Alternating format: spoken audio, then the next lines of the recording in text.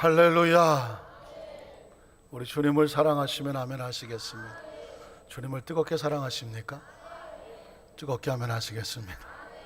지난 2월달도 하나님께서 지켜주시고 오늘 3월달 저 성찬 예배에 참석하신 여러분, 이 한 달도 예수님 안에서 영혼이 잘되고 범사가 형통하고 강건하심이 넘쳐나시기를 주님의 이름으로 축원합니다. 오늘 성가대 찬양의 제목이 무엇이었을까요? 워낙 찬양을 잘해서 가사는 생각이 안 나죠. 가사는 생각이 나는데 제목이 생각이 안 나죠. 제목이 뭘까요? 여겨주심으로. 한번 따라 하실까요? 여겨주심으로. 사실상 주어 명사가 아니라 수어로 표현하는 것이라 기억이 잘 쉽지는 않지만 굉장히 시적인 표현이고 문학적인 표현이죠. 여겨주시는 거죠. 내가 그렇지 아니한데 그런 존재로 여겨주시는 거죠. 오늘 성가대 찬양을 잠시 찬양을 들으면서 떠오르는 장면 하나가 있었습니다. 어느 신학자가 과연 나 같은 사람도 구원을 받을 수 있단 말인가? 내가 지나온 삶에 살아온 것을 보면 도저히 용서받을 거나 자기 자신이 해온 것이 이게 쉽게 없어질 그럴 더러운 것들이 아니거든요. 그런데 꿈속에 어디를 지나가는데 아스팔트에 태양빛이 막 그냥 장렬하게 내려치는 아스팔트에 지렁이 한 마리가 이렇게 가더라는 것입니다. 지렁이 좋아하시나요? 별로 안 좋아하시나요? 네. 그 지렁이 한 마리가 아스팔트 위를 지나가요. 살겠습니까? 죽겠습니까? 아마 빼짝 말라 죽을 겁니다. 지렁이는 지금 살려고 몸부림치며 아스팔트를 기어가는데 내버려 두면 죽는 거예요. 이 사람이 지나가다가 이걸 그냥 내버려 둘까, 건져서 저 뒤에 있는 웅덩이로 옮겨줄까 고민을 하는 겁니다. 선택은 누구에게 달렸을까요? 그 사람에게 달려있는 거죠. 문득 이 사람이 지렁이를 막대기를 이렇게 건져서 아스팔트에서 웅덩이에다 던져줬습니다. 아까까지만 해도 거의 죽을 지경에 있었던 지렁이가 웅덩이에 떨어지니까 미친 듯이 살아나더라는 거죠. 그 모습을 보여주면서 네가 용서받을 만한, 또 살아온 삶이 네가 뭔가 해볼 만한 뭔가 특별한 것이 없고 힘들고 어려운 존재지만 하나님께서 너를 불쌍히 여겨주심으로 이대로 내버려두면 죽을 것 같은데 건져서 웅덩이에만 갖다 놓으면 살아남는 겁니다. 이 땅에 우리의 삶의 모습이 하나님께서 우리를 그렇게 여겨주시는 거죠. 그분이 우리를 긍휼히 여겨주셔야 그 은혜로 말미암아 우리가 지금까지 살아와 있는 줄로 믿습니다. 예배에 참석하신 분들을 보니까 하나님께서 긍휼히 여겨주시고 사랑으로 여겨주셔서 귀하게 여겨주셔서 보배롭게 여겨주셔서 오늘 이날 하나님 앞에 나와서 예배의 자리에 앉게 되어인 줄로 믿습니다. 한번 따라 하실까요? 하나님께서 온전케 하심을 믿어야 축복입니다. 하나님께서 저와 여러분을 온전케 하셨어. 이것이 우리의 마음속에 믿음으로 자라야, 믿음으로 자리를 잡아야 우리의 삶이 축복된다는 것입니다. 여러분 혹시 가상칠언이라고 하는 단어를 기억하십니까? 가상칠언. 가상현실이 아니라 가상칠언. 이건 십자가상의 칠언이라고 하면 아마 조금 쉽게 이해가 될 수 있을 겁니다. 예수님이 십자가상에서 7마디의 마지막 말씀을 남기셨습니다. 7가지. 그래서 이제 4월 달에 고난주간이 되면 이 예수님이 십자가에서 남기신 7가지 말씀을 우리는 깊이 묵상하게 되거든요. 그 십자가상에서 마지막으로 하나님의 아들 예수 그리스도께서 남기신 말이 무엇일까? 여러분 다 아실 거예요. 기억을 더듬어 보면 아버지요 저들의 죄를 용서하여 주십시오. 그리고 한 강도에게 오늘 내가 나와 함께 낙원에 있을 거다. 그의 육신의 어머니 마리아가 너무 처참하고 비참한 몸으로 슬퍼하는 것을 보면서 예수님께서 여자여 보소서 아들입니다. 그리고 네 번째 말은 저 유명한 엘리 엘리 라마 사박다니, 죄를 짊어지고 십자가에 달리니 하나님이라도 죄인을 보실 수 없어서 하나님의 외면이라고 말합니다. 여러분, 우리가 죄 가운데 있으면 하나님이 우리를 외면하시는 것입니다. 그게 엘리 엘리 라마 사박다니, 하나님 어찌하여 나를 버리시나이까 하는 거죠. 육신을 가지셨기 때문에 지치고 피곤하여 내가 목마르다, 다섯 번째 말씀 나누고, 오늘 말씀의 포인트는 여섯 번째 말씀을 붙잡고 하려는 것이거든요. 여섯 번째 뭐라고 말씀하셨냐면, 한번 따라 하실까요? 내가 다 이루었다는, 내가 다 이루었다고 말하는 것이죠. 그리고 마지막으로 아버지여 내 영혼을 아버지 손에 부탁합니다. 그런데 하나님께서 우리를 온전케 하셨다는 얘기는 바로 내가 다 이루었다는 말씀하고 연결이 됩니다. 혹시 영화 좋아하시는 분들은 미션 임파서블, 저하고 똑 닮은 영화 배우가 나. 이쪽은 반응이 조금, 탐 크루즈라는 미션 임파서블에 나오는데 그 미션은 불가능한 미션을 완성하거든요. 그래서 완성이 되면 미션 컴플리팅, 완성됐다라는 표현을 쓰는 겁니다. 예수님께서 십자가에서 하신 말씀이 바로 미션 컴플리팅, 다 이루었다는 거예요. 그럼 그분께서 우리를 통해서 온전케 하신 것이 무엇인가? 아마 셀 수도 없겠지만 오늘은 세 가지 관점에서 말씀을 나누려고 합니다. 첫 번째는 뭐냐면, 예수님께서 우리의 신분을 아주 새로운 하나님의 아들 나라로 온전하게 주셨다는 것입니다. 한번 따라 하실까요? 우리의 신분을 하나님의 아들 나라로 옮겨주셨습니다. 사실 예수님께서 이 땅에 오신 목적은 뭐냐면, 우리를 새로운 나라로 신분을 옮겨주시려고 온 거예요. 예수를 믿으면 뭐가 달라지느냐? 신분이 달라집니다. 신분이 달라지는 것입니다. 오늘 마태복음 4장 17절에 보면 예수님께서 처음 메시지를 이렇게 선포하셨습니다. 이때부터 예수께서 비로소 전파하여 이르시되 회개하라, 천국이 가까이 왔느니라. 예수님이 이 땅에 오셔서 처음 하신 말씀 뭐냐면, 방향을 돌려서 하나님께로 오라. 회개는 뭐냐면 잘못된 방향으로 가다가 아차 싶어서 옳은 길로 와야 되겠구나 라고 하는 것을 바로 회개한다는 것입니다. 제가 아까 톰 크루즈 닮았다는 것을 회개합니다. 돌아와야죠. 제가 저 혼자만의 생각이지만 여러분 대다수가 별로 동의를 안 하신 것 같아서 회개하고 돌아옵니다. 닮지는 않았지만 비슷하게는 반응이 없어서 또 회개해야 되거든요. 돌아오는 거예요. 너희가 살던 삶의 방향에서 아버지께로 돌아와야 돼. 회개라고 말하는 거예요. 왜냐하면 그곳에 하나님의 나라가 있다는 거예요. 하나님의 나라. 여러분, 예수를 믿으면 가장 머릿속에 두어야 될 게 뭐냐? 하나님의 나라. 예수를 믿으면 하나님의 나라에 새로운 신분을 갖게 되는구나. 이게 하나님께서 우리에게 하시는 말씀입니다. 요한복음 1장 11절로 12절에 보면 예수 그리스도로 말미암아 두 종류의 사람이 나눠집니다. 자기 땅에 오매 자기 백성 영접하지 아니하였으나, 자, 예수 그리스도를 구주로 영접하는 자, 그 예수의 이름을 믿는 자들에게는 하나님의 자녀가 되는 권세를 주시는 것입니다. 예수를 믿으면 하나님의 자녀가 되는 권세를 주어지고, 예수를 믿지 아니하면 하나님의 자녀가 아닌 세상의 자녀가 되는 것입니다. 요한복음 3장 16절로 18절은 예수를 믿지 않는 사람들도 많이 들어본 성경 구절입니다. 왜 예수를 믿지 않은 사람도 알만한 성경 구절이냐면, 예수 믿는 사람이 전도할 때마다 하도 많이 이 말씀을 적용했기 때문이죠. 이 말씀은 바로 예수 그리스도로 말미암아 두 종류의 사람으로 나누어진다.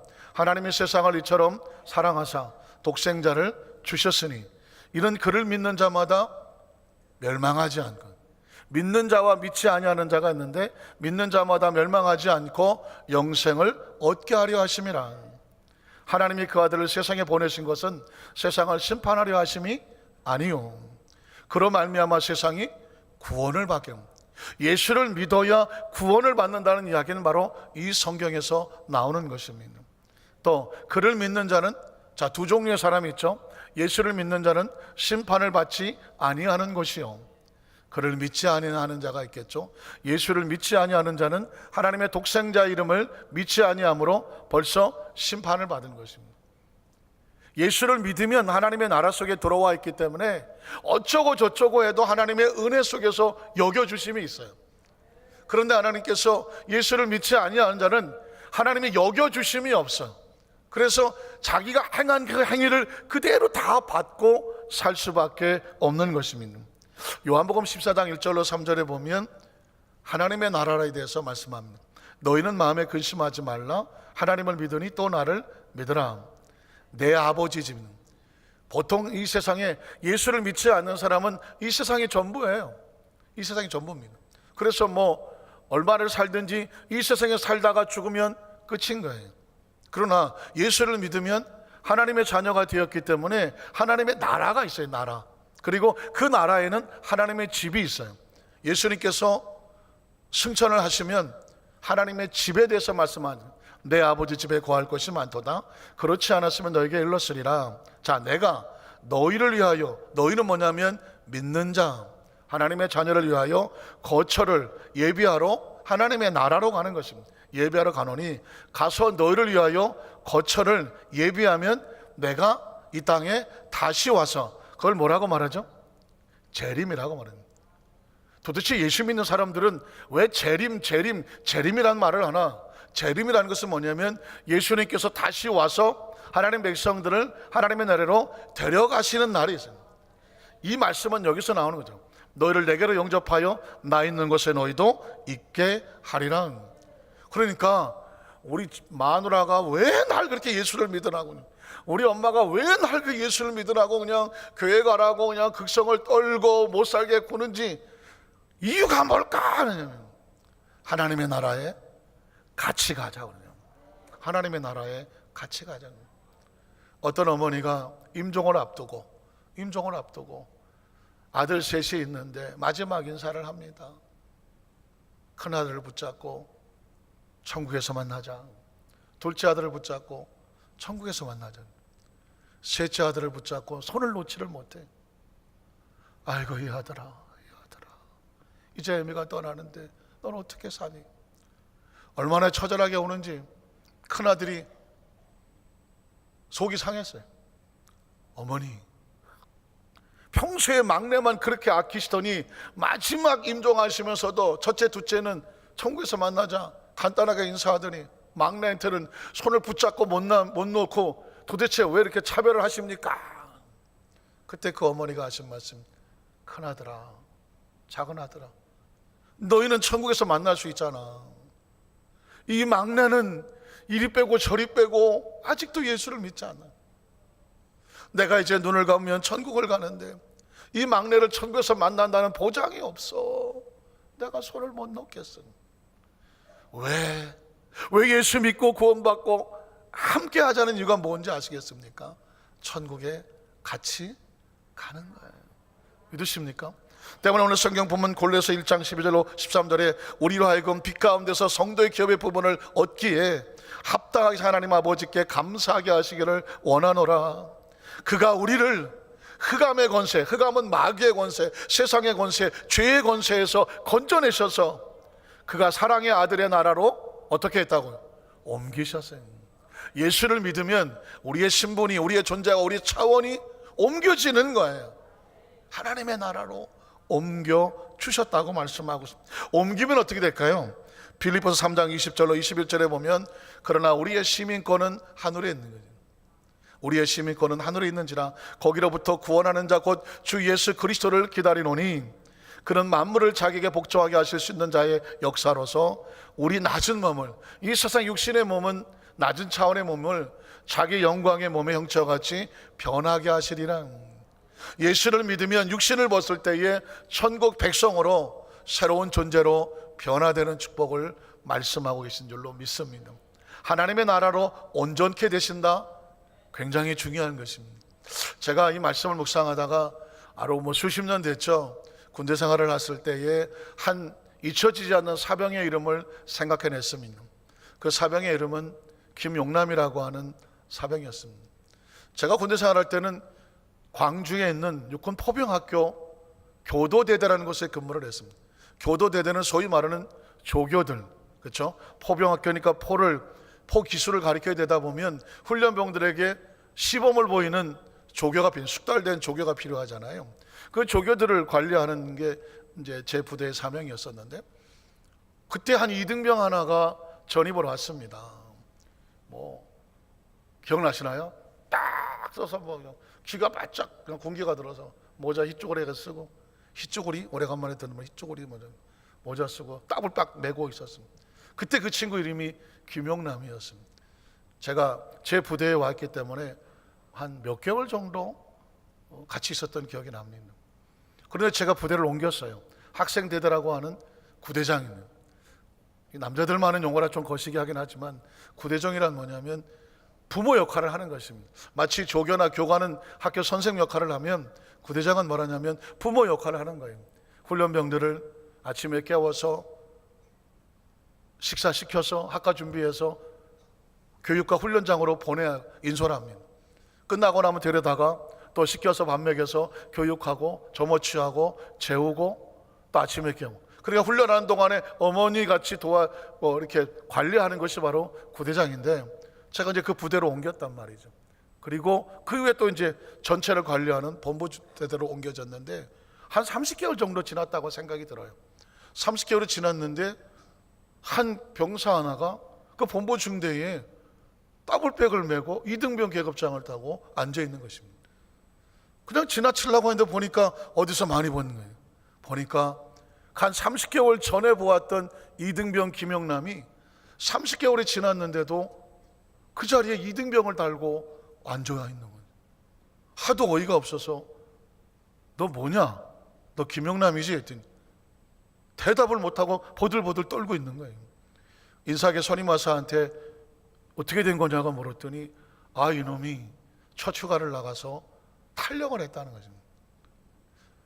아마 가정적인 여러 가지 어려운 문제가 있었던 것 같은데 탈영을 했어요. 부대에 돌아오지를 않았어요. 군에서 탈영을 하면 거의 남한선상이라고 하는 징역형을 살아야 되거든요. 무려 14개월을 갖다가 숨어 다녔어요. 14개월을 숨어 다니다가 도무지 견디질 못하여 자수를 하고 결국은 남한선생을 갔습니다. 남한선생에 군사형무소가 있거든요. 거기서 징역을 살고 다시 이제 부대로 와서 탈영을 하면 이등병으로 제대하거든요. 이등병을 달고 남은 군대 생활을 또 해야 되는 거예요. 그래서 그 부대에다 갖다 놨어요. 문제는 뭐냐면 어느 지휘관이든 그 사병을 데려갈까요? 안 데려갈까요? 안 데려가는 거예요. 아니, 이거 지금 군대 생활 30개월도 넘어가는 나이도 많은 아이가 이등병을 달고 남한선상 갔다 온 사병을 누가 자기 부대에 데려놓겠어요? 아무도 데려가진 않아요. 골칫거리가 됐어요. 그때 제가 무슨 생각이 들었는지 모르지만, 저 사병은 내가 아니면 데려갈 사람이 없는 거예요. 왜냐하면 나는 그 어린 시절을, 그 이등병 시절을 알고 있기 때문에. 착한 아이였고 깨끗한 아이였고 열심히 있는 아이였는데, 가정 문제가 어떻게 꼬였는지는 모르지만 탈영병이 되고 남한선성을 갔다 오고 이제는 아무도 데려가지 않으려고 하는 골칫덩어리가 됐습니다. 어떻게 할까? 오래 걸리지 않았습니다. 저는 내가 아니면 데려갈 수 없다 생각해서 그 선임원사한테 얘를 내가 데려가겠다는 거예요. 우리 부대로 데려가겠다. 데려가는 게 쉬운 게 아니에요. 제 밑에도 많은 병장 애들이 고참들이 있는데 어떻게 얘기를 해야 돼요? 걔네들하고 어떤 관계가 될지 모르잖아요. 그래서 제가 양해를 구했죠. 이 친구가 내가 옛날에 있던 부대에서 같이 있었고 그런 사정이 있었다. 어떻게 하겠냐? 얘네를 잘 제대시키는 게 중요하다. 그래서 소위 말하는 이등병 그대로 두면 안 되니까 군대 말입니다. 마이가리 병장, 가라 병장, 가짜 계급장을 병장을 달아줬어요. 그 안에서만 하는 거. 혹시라도 그 나이 많은 애가 이등병으로 어떤 어려움을 당할까봐. 그리고 다른 병장 애들한테 얘를 잘 보호해주고 같이 좀 잘 지내고 우리 제대시키자. 다행히 제 밑에 있던 사병들이 잘 따라줬어요. 제가 그 부대에 데리고 있는 한 이 친구는 누구도 손을 대지를 않았어요. 그렇게 해서 잘 마무리해서 제대를 시켰습니다. 세월이 지나서 가만히 생각해 보니까 잘했을까요? 못했을까요? 잘한 거잖아. 그때는 그냥 어떻게 지나간지 잘 몰라요. 그런데 아무도 손댈 수 없는 어떤 사람을 고추어진 여건 속에서 그렇게 할 수 있었던 것이 지금 세월이 지나서 보니까 지금 생각해도 잘한 거예요. 그러면서 생각하기를 하나님이 우리를 그렇게 세웠다는 거죠. 그 죄의 흑암에 생각해 보십시오. 저와 여러분이 지나온 삶을 돌이켜보면 누가 우리를 그 죄에서 건져주겠어? 우리의 그 생각만 해도 끔찍한 지나간 삶에 그 아프고 힘들었던 그 모든 것들을 불쌍히 여겨주시고 긍휼히 여겨주시고, 야, 너는 내가 아니면 못 도와주겠구나. 하나님께서 저와 여러분을 건져주셔서 흑암의 권세에서 건져내어 하나님의 사랑의 아들나로 옮겨주셔서 제 작은 고난 속에서도 한 생명을 잘 보호해서 그 군에서 제대시킬 수 있었던 것이 있다고 하면, 하나님이 저와 여러분을 하나님의 손 안에 두셔서 이 땅의 삶을 사는 동안에 그분이 지켜주시고 새롭게 하시고 온전케 하심으로 말미암아 하나님의 자녀로서 새로운 신분을 주셨다는 사실을 꼭 기억하시기를 주님의 이름으로 축원합니다. 두 번째로, 하나님께서 우리를 어떻게 온전케 하셨냐면 모든 죄와 저주로부터 온전히 해방을 시켜주셨습니다. 한번 따라 하실까요? 모든 죄와 저주로부터 온전히 해방되었습니다. 믿으십니까? 온전히 해방된 걸 믿으십니까? 예수님이 이 땅에 오셔서 철저하게 이 죄의 문제를 해결해 주셨습니다. 왜? 죄의 문제는요, 우리 힘으로 스스로 해결할 수가 없는 문제예요. 죄는 죄가 없는 사람이 용서를 해야 되는데 이 땅의 모든 사람이 죄인이잖아요. 누가 우리 죄를 용서하겠습니까? 성경에 보니까 예수님께서 이 땅에 오신 목적을 마태복음 1장 21절에 이렇게 말하고 있습니다. 아들을 낳으리니 이름을 예수라 하라. 이는 그가 자기 백성을 그들의 죄에서 구원하죠. 왜 예수를 믿느냐? 왜 예수님이어야 되느냐? 왜 예수의 이름이어야 되느냐? 예수 이름에는 구원이 있습니다. 누구든지 주의 이름을 믿고 부르는 자는 구원을 얻으리로다. 마태복음 9장 10절로 13절에 보면 예수님께서 이 땅에 오신 목적을 이렇게 말하고 있습니다. 예수께서 마태의 집에서 앉아 음식을 잡수실 때에 많은 세리와 죄인들이 와서 예수와 그의 제자들과 함께 앉았더니 바리새인들이 보고 그의 제자들에게 이르되 어찌하여 너희 선생은 세리와 죄인들과 함께 잡수시느냐? 율법은 그래요. 보통 범죄하고 또 아니면 더럽고 또 나쁘고 좋지 않은 어떤 행위를 하게 되면 사람들은 아유 저런 나쁜 놈, 사람 정죄하고 쉽게 비판하고 같이 하게 하려고 하지를 않아요. 용서해 주려고 하지를 않아요.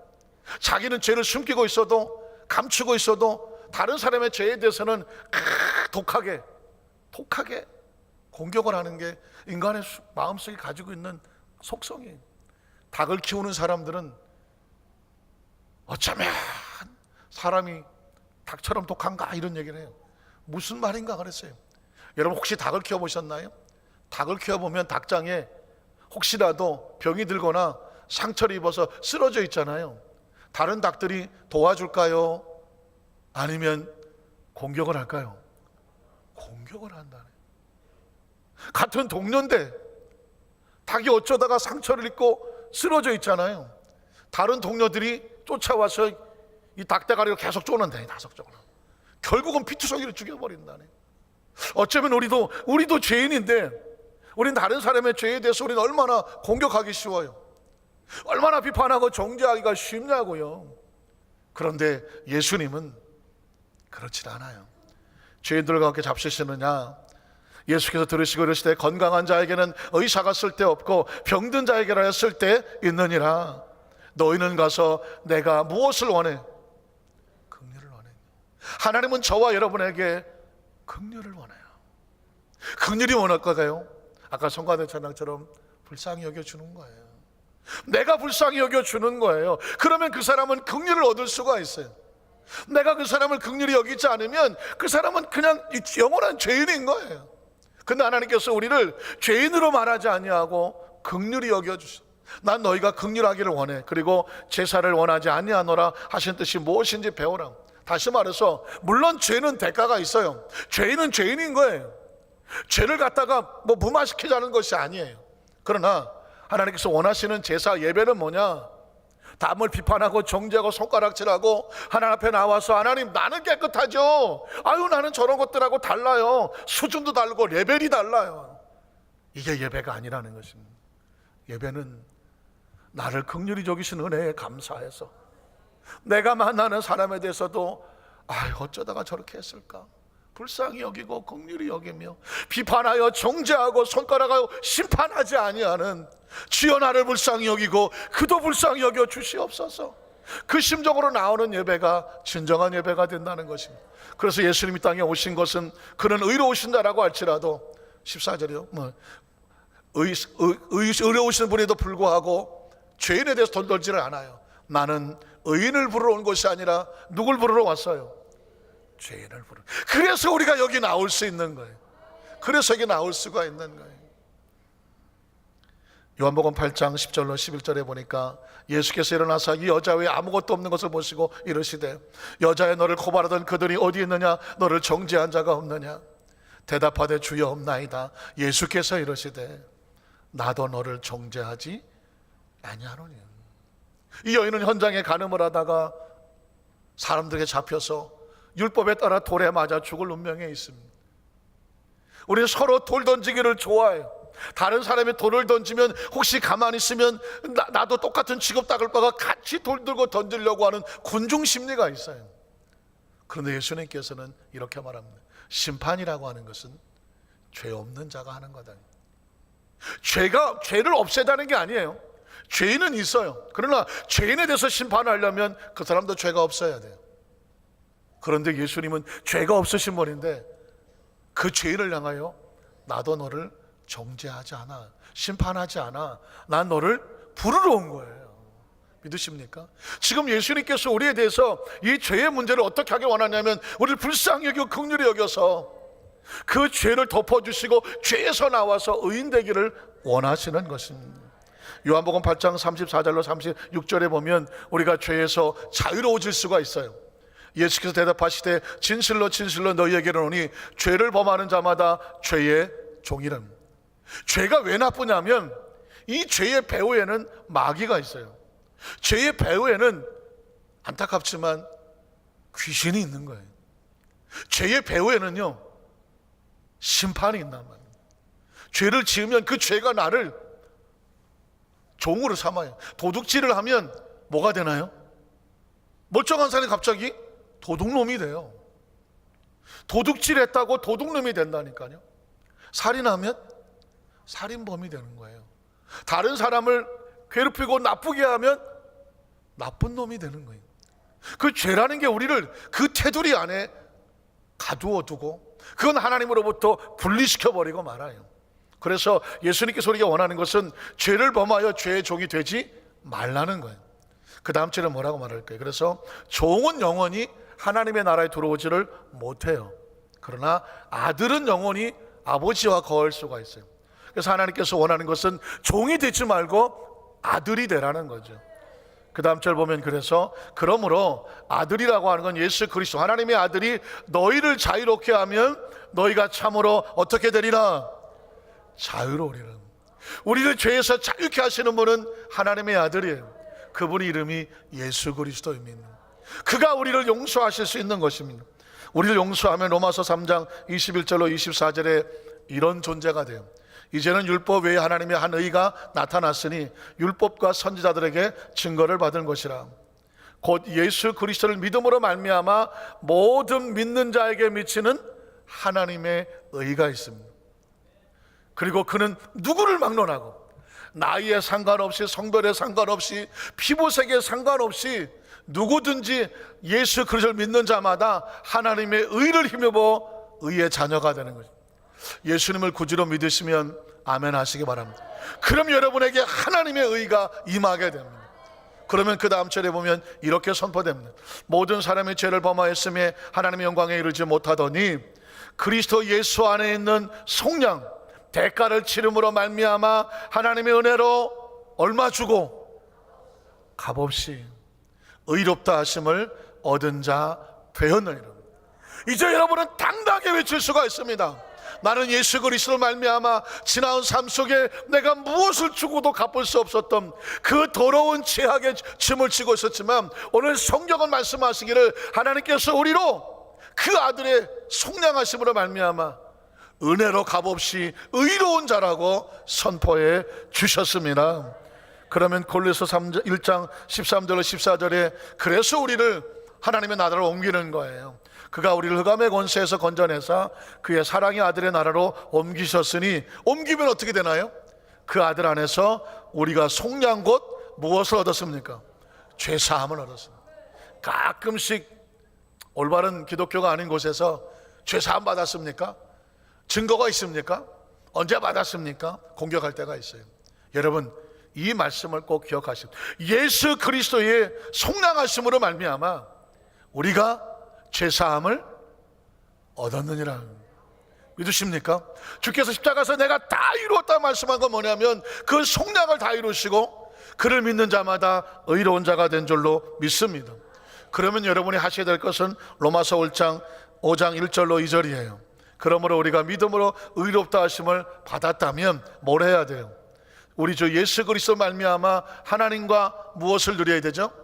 화평을. 하나님 안에서 평안하셔야 돼요. 하나님 안에서 자유하셔야 돼요. 나는 해방되었습니다. 하나님의 자녀로서 의를 얻었습니다. 의로운 마음이 마음속에 채워져 있어야 돼요. 2절에 보니까 또한 그로 말미암아 우리가 믿음으로 서 있는 이 은혜에 들어감을 얻었으며 하나님의 영광을 바라고 뭐 해야 돼요? 즐거워야 돼요. 때문에 크리스천은요, 기쁘고 즐거워하는 마음이 마음속에 있어야 돼요. 제가 아까 김영남이라는 사병 이야기를 계속 이어가겠습니다.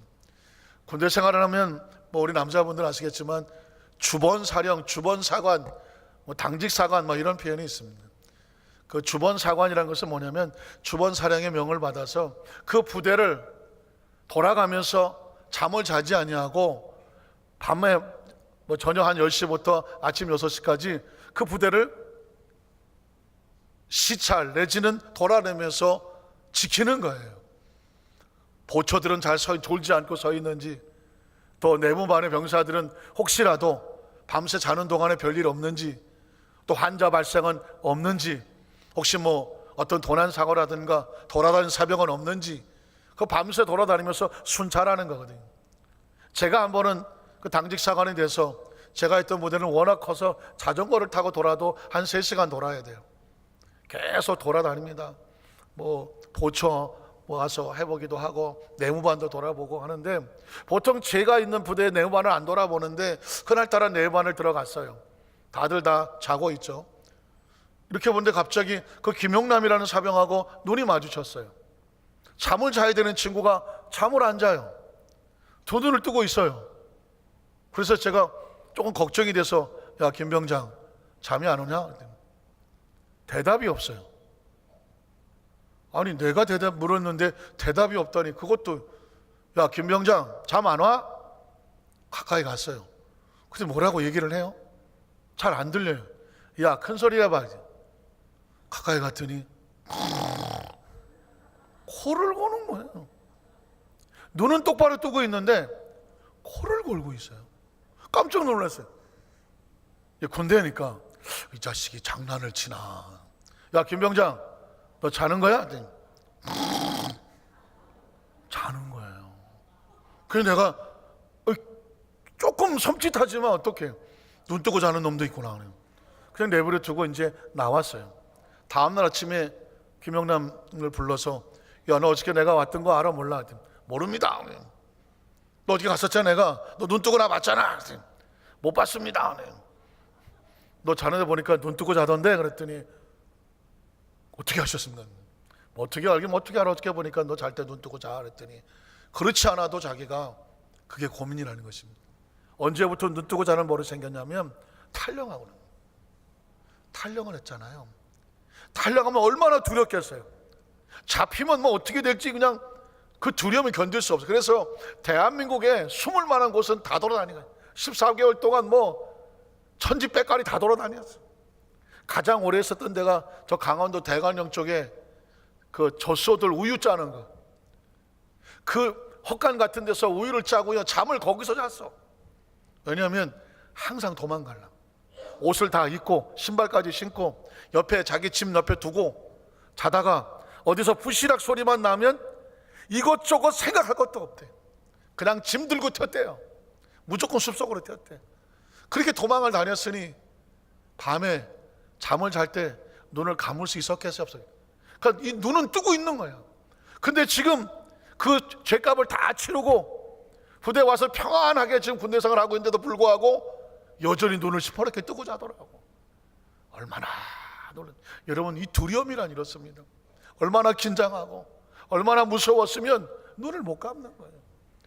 야, 갑자기 눈물이 나더라고. 그래서 제가 그랬죠. 야, 이젠 괜찮아. 너 지금 네가 한 죄값 다 치렀잖아. 그리고 여기는 너 잡으러 올 사람 아무도 없어. 편안하게 자고 이제 눈 감고 자라. 그 다음부터 눈 감고 자는지 뜨고 자는지 잘 모르겠지만 한번 만나보고 싶어요. 수십 년 지났지만 아직도 눈 뜨고 자는지 좀 감고 자는지. 여러분, 혹시 눈 뜨고 자는 크리스찬 아닙니까? 오늘 하나님께서 하나님의 자녀로 모든 죄에서 너희가 해방되었다라고 말씀했는데도 불구하고 여러분, 혹시 마음 가운데 내가 정말 구원 받았을까? 내가 정말 죄사함 받았을까? 내가 정말 천국 갈 수 있을까? 정말 하나님의 자녀가 되었을까? 마음이 불안하십니까? 눈 감고 주무세요. 편안하게 주무세요. 그 아들의 속량하심으로 말미암아 너희가 죄사함을 받았으니 너희를 정죄할 사람이 아무도 없느니라. 믿으십니까? 마지막 세 번째로 오늘 모든 가난과 질병도 예수님께서 청산해 주셨다고 말하는 것입니다. 요한복음 8장 34절에 보면 죄는요, 우리를 잡아서 우리의 삶의 행복을 파괴합니다. 예수께서 대답하시되 진실로 진실로 너희에게 이르노니 죄를 범하는 자마다 죄의 종이 돼요. 그 대가는 아주 치명적입니다. 죄로 인해서 질병이 다가오기도 하고요, 죄로 인해서 가난이 다가오기도 하고요, 죄로 인해서 삶이 무너지기도 합니다. 물론 모든 가난이 죄 때문이라는 것은 아니에요. 모든 질병이 죄 때문은 아니에요. 모든 실패가 죄 때문은 아니에요. 그러나 죄는 우리의 삶을 그렇게 파괴시키는 아주 무서운 역할을 합니다. 마태복음 4장 23절로 24절은 그래서 예수님은 가시는 곳곳마다 이 죄로 다가오는 질병을 고치셨습니다. 예수께서 온 갈릴리에 돌아다니사 그들의 회당에서 가르치시며 천국 복음을 전파하시며 백성 중에 모든 병과 모든 약한 것을 뭐 하셨어요? 고치셨어요. 그의 소문이 온 수리에 퍼진지라 사람들이 모든 앓는 자 곧 각종 병에 걸려서 고통당하는 자, 귀신 들린 자, 간질하는 자, 중풍병들을 데려오니 그들을 어떻게 하시더라?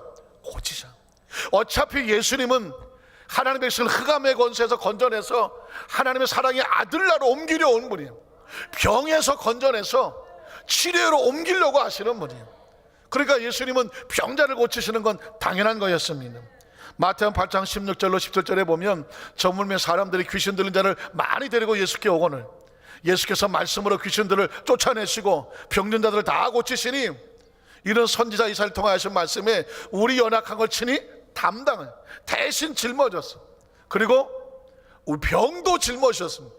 병도 짊어졌다함을 이루려 하심이다. 예수를 믿으면 왜 치료 역사가 나타나냐고요? 그 믿는 자에게 예수님 대신 병을 짊어져 주셨기 때문에.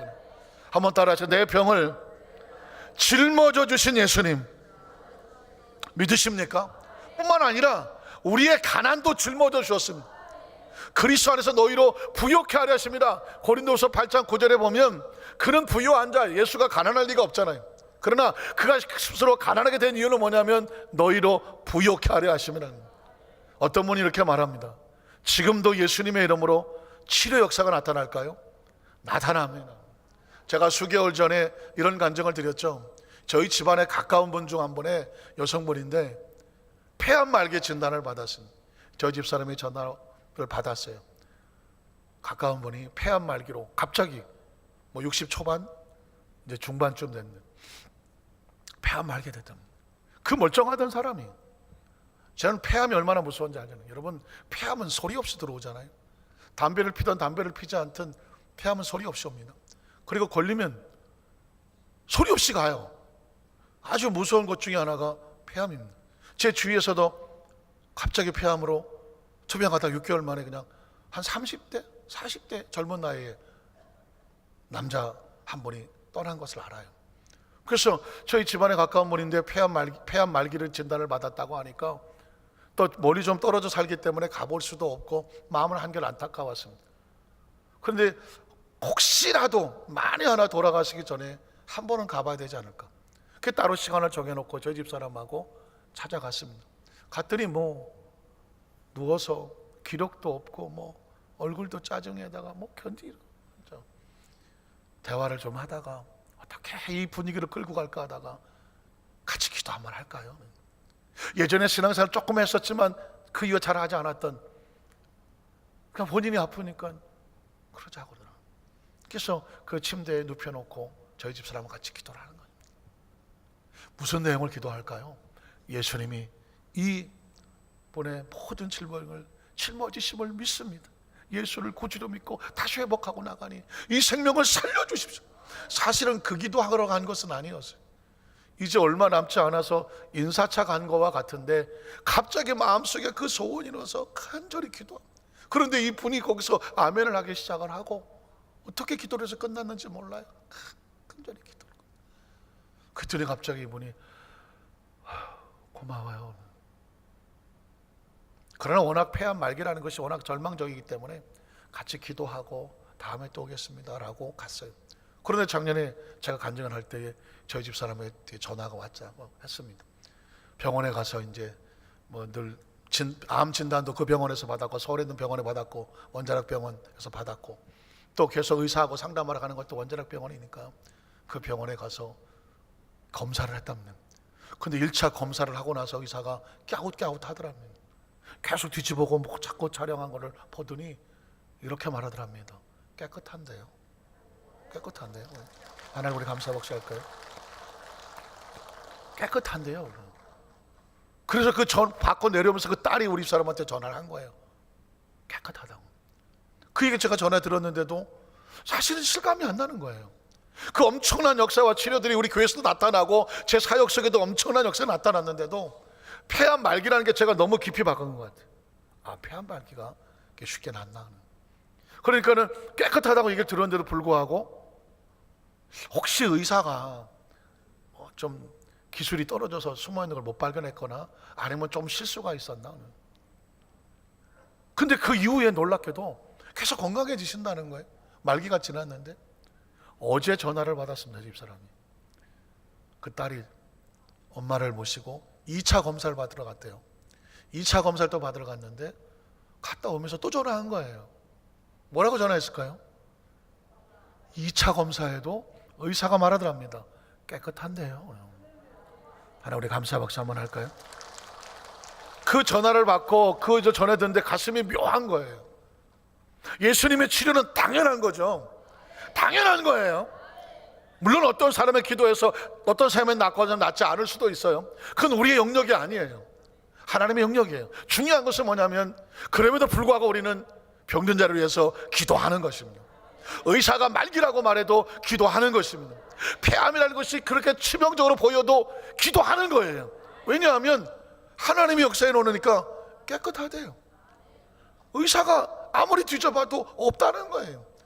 온전케 되었다는 거예요. 하나님께서 온전케 하시면 사람이 손댈 수가 없는 거죠. 오늘 이 시간 예배에 참석한 성도들 가운데에 혹시라도 그 연약한 부분과 아픔과 상처와 어떤 질병이 있다면 그것이 의사가 말해서 말기라고 말하는 그 마지막 선언이 있다고 할지라도 오늘 그 말이 아닌 오늘 예수님께서 성경에 말씀하신 하나님의 말씀을 들으십시오. 흑암의 권세에서 건져내서 하나님의 사랑의 나라로 온전히 옮겨놓았느니라 말씀을 정죄합니다. 오늘 성찬은 그런 의미가 있어요. 예수님의 이름은 그런 의미가 있어요. 오늘 저와 여러분의 마음속에 이 성전을 나가기 전에 온전케 하신 예수님에 대한 말씀을 끌어안고 이 세상에 나가서 세상에 흔들리지 아니하고 말씀을 붙잡고 승리하시기를 주님의 이름으로 축원합니다.